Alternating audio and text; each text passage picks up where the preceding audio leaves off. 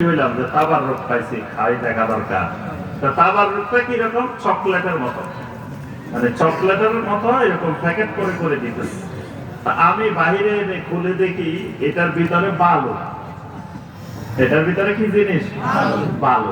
আর সবাই এটারে তাবার রোগ মনে করে করে বালু খেতেছে।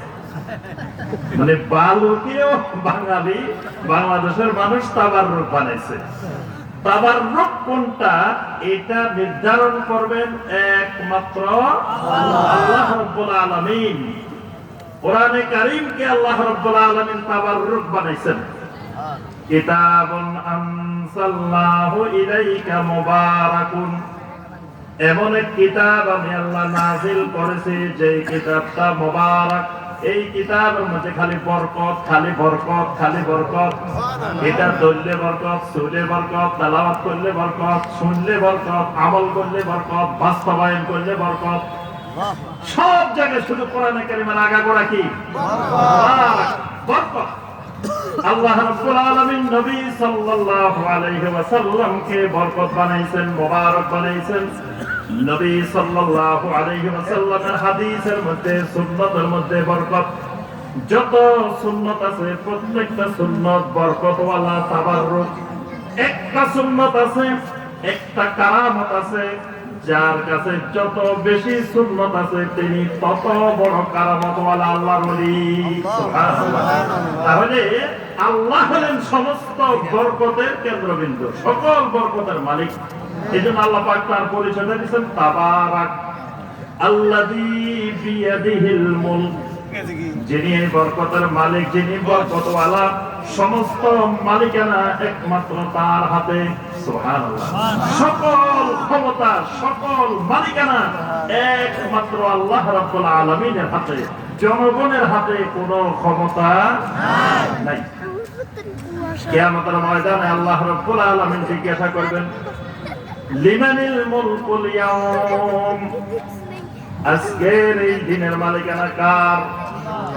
কোনো কথা নাই, কারো জবান থেকে কোনো উত্তর নাই। আল্লাহ রাব্বুল আলামিন নিজেই জবাব দিবেন, লিল্লাহিল ওয়াহিদিল কাহ্হার। আজকের এই দিনের মালিকানা ওই আল্লাহর, যিনি ওয়াহিদ এবং কাহ্হার। সুবহানাল্লাহ। তাহলে আমরা যে কথা বলছিলাম, যত কুফরি, যত শিরকি, যত কিছু আইন কানুন আছে এগুলোকে পরিবর্তন করে কোরআনে কারীম এবং সুন্নাহর আলোকে, আল্লাহ রাসূলের হাদিসের আলোকে, খোলাফায়ে রাশিদিনের আমলের সেই খেলাফতে রাশেদার আদলে যখন পরিবর্তন, এটার নাম সংস্কার। এটার নাম কি? এজন্য যখনই নবী রাসূলেরা দুনিয়াতে আসতেন, আম্বিয়া আলাইহিমুস সালাম যখন দাওয়াত দিতে যাইতেন, তখন একটা কথা বলতেন, ইন্নী লাকুম নাসিহুন আমিন। ও দুনিয়ার মানুষ জেনে রাখো, আমি তোমাদের জন্য সবচাইতে কল্যাণকামী, সবচাইতে আমানতদার। আমি তোমাদের ইসলাহ করার জন্য আসছি, আমি তোমাদের সংস্কার করার জন্য আসছি, তোমাদেরকে সংশোধন করার জন্য আসছি। সেই সংশোধনটা কি? সেই সংশোধন হলো কুফরি থেকে, শিরক থেকে তোমাদেরকে উদ্ধার করে তাওহীদের ছায়াতলে, সুন্নতের ছায়াতলে নিয়ে আসার জন্য আমি আসছি। তাহলে রাষ্ট্রের সংস্কার দরকার আছে কি নাই? অবশ্যই আছে। আচ্ছা, এবার আসেন এই সংস্কারে, এই রাষ্ট্র গঠনের যুব সমাজ কেমনে ভূমিকা রাখবেন? যুব সমাজের করণীয় কি? আমাদের মুরব্বীরা কয় খালি যুবকের আলোচনা, তা আমরা কি করলাম? মুরব্বীদের আলোচনা আলহামদুলিল্লাহ এই 3 দিনে অনেক আলোচনা হয়েছে না? আর মুরব্বীদেরই তো সন্তান যুব সমাজ। যুব সমাজ ঠিক হইলে সব ঠিক। যুব সমাজ উলট পালট করলে পুরো সমাজ উলট পালট। এই কারণে দেখেন, আল্লাহর নবী নূহ আলাইহিস সালাম পৃথিবীতে আসলেন। কতশো বছর দাওয়াত দিয়েছেন? 950 বছর। 950 বছর নূহ আলাইহিস সালাম পৃথিবীর মানুষকে দাওয়াত দিয়েছেন। এখন নূহ আলাইহিস সালাম যখন তার কওমকে দাওয়াত দিলেন, ইয়া কওমি ইবুদুল্লাহা মা লাকুম মিন ইলাহিন গায়রু, ও আমার কওম, ও আমার জাতি, একমাত্র ওই আল্লাহ রাব্বুল আলামিনকে মাবুদ বানাও, একমাত্র ওই আল্লাহর গোলামি করো, যিনি ছাড়া তোমাদের আর কোনো মাবুদ নাই। নূহ আলাইহিস সালামের দাওয়াত চলতেছে, একের পর এক, বছরের পর বছর, মাসের পর মাস, দিনের পর দিন তিনি দাওয়াত দিয়ে যাচ্ছেন, দাওয়াত দিয়ে যাচ্ছেন, দাওয়াত দিয়ে যাচ্ছেন।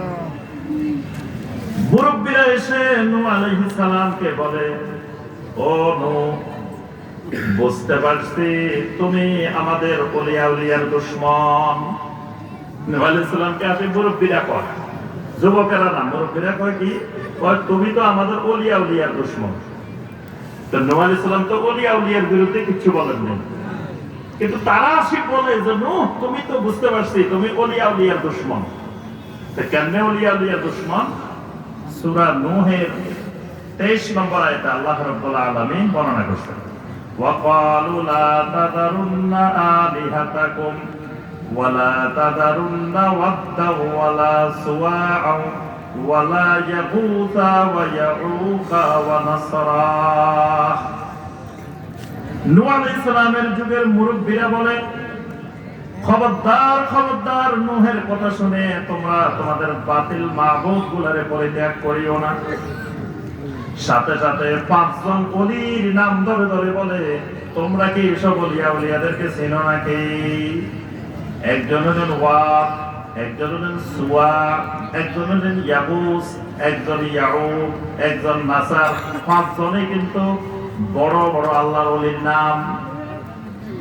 মুরব্বীরা বলে, খবরদার খবরদার, নূহের কথা শুনে আমাদের এই সমস্ত ওলি আউলিয়াদেরকে পরিত্যাগ করা যাবে না। সতর্ক করতেছেন কাদেরকে? যুবকদের। কাদেরকে সতর্ক করতেছেন?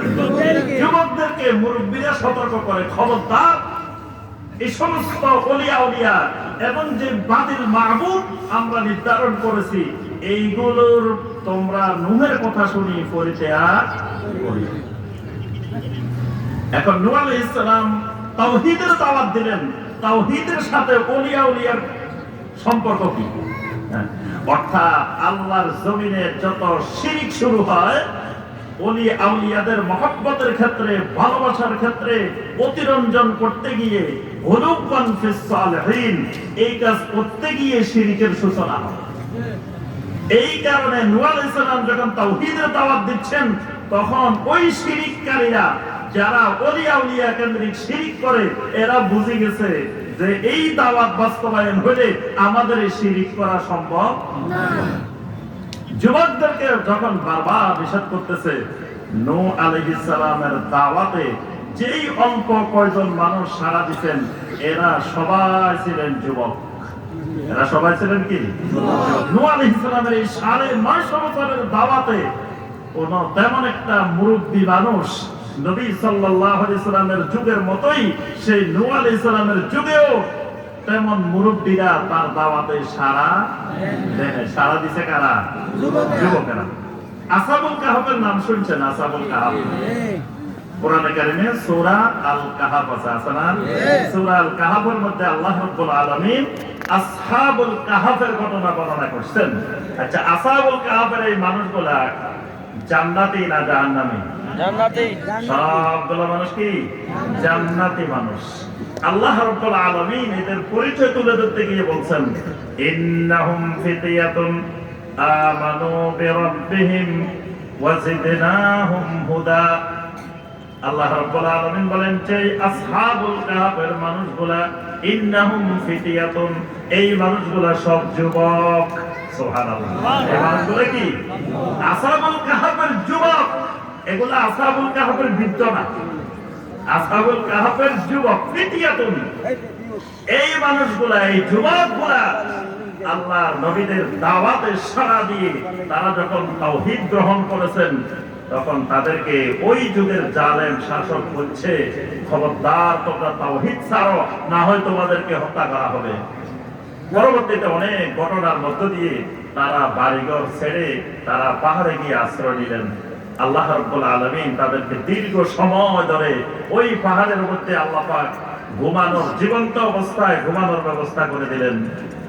তারপরে তারা বের হইলেন, অনেক ঘটনা ঘটছে। কিন্তু এখানে আমাদের মূল আলোচ্য বিষয় হলো এই যে যুবক মানুষগুলো আসহাবুল কাহাফের আল্লাহ পাক কোরআনে কারিমে উল্লেখ করেছেন, এগুলো সব ছিল কি? যুবক। এরপরে দেখেন নবী সাল্লাল্লাহু আলাইহি ওয়াসাল্লামের দাওয়াতে যেই মানুষগুলো ব্যাপক হারে সাড়া দিয়েছেন, যেই মানুষগুলো ইসলাম গ্রহণ করেছেন, যেই মানুষগুলো চরম আকারে নির্যাতনের শিকার হয়েছেন, এই মানুষগুলোর নাম যতগুলো আমরা শুনি, এর বেশিরভাগই হলেন যুব সমাজ, বেশিরভাগ যুব সমাজ। দেখেন আবু বকর সিদ্দিক রাদিয়াল্লাহু তাআলা আনহু নবী সাল্লাল্লাহু আলাইহি ওয়াসাল্লামের দাওয়াতে যখন ঈমান আনেন, তখন আবু বকর রাদিয়াল্লাহু তাআলা আনহুর বয়স হলো 38 বছর। কত বছর? 38 বছরে কি যুবক না বুড়া? যুবক। যুবক কত বছর পর্যন্ত বলেন দেখি? 40 বছর। জি, 40 বছর। মাশাআল্লাহ, আজকে তো স্টুডেন্ট সব মেধাবী স্টুডেন্ট, সব জানে। তাহলে যুবক হলো কত বছর? 25 থেকে কত বছর? 40 বছর পর্যন্ত। তবে 25-এর আগেও যুবক হয়।